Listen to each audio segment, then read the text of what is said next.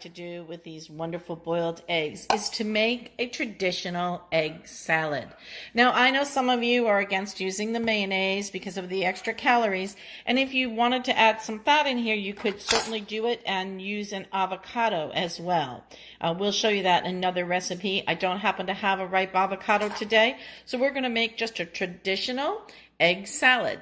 Now, the things that I like to put in my egg salad when I'm doing a traditional one is a little bit of mayonnaise, a little bit of mustard.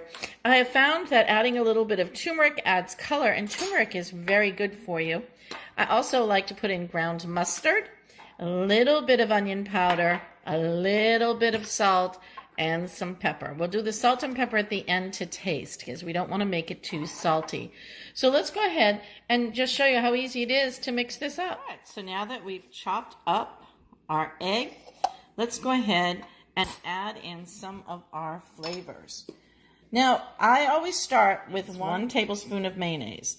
And the reason that I start with 1 is we always have the option to add more. But once you put too much in, you really can't go back, right? And then what I'm going to do is I'm going to add just a dollop, 1 little dollop of that yellow mustard. I'm going to add about a 1/4 of a teaspoon, without measuring, but I'm going to say it's about a 1/4 teaspoon of turmeric. I'm going to add in about a 1/4 of a teaspoon, again, of our onion powder. Here we go. And I'm going to add in about a 1/2 teaspoon of our ground mustard.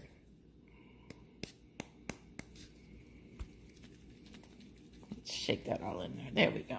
All right, so now you can kind of see what we've got there. We did just to give you a quick recap, we did the ground mustard, we added turmeric, we added traditional yellow mustard, we added onion powder, we added the mayonnaise, and then remember we're going to do salt and pepper to taste. All right, so let's go ahead and stir this up and see where we ended up on consistency with the mayo and decide if we want to put in a little more mayo.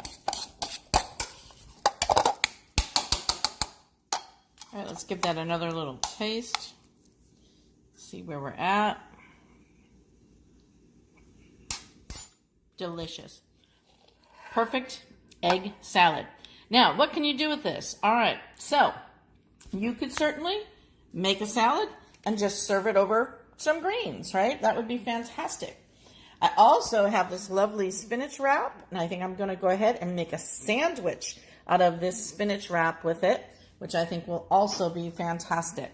So any way you'd like to use it. And again, remember, if you don't want the added fat from the mayonnaise, you could certainly get it from an avocado. That would work as well.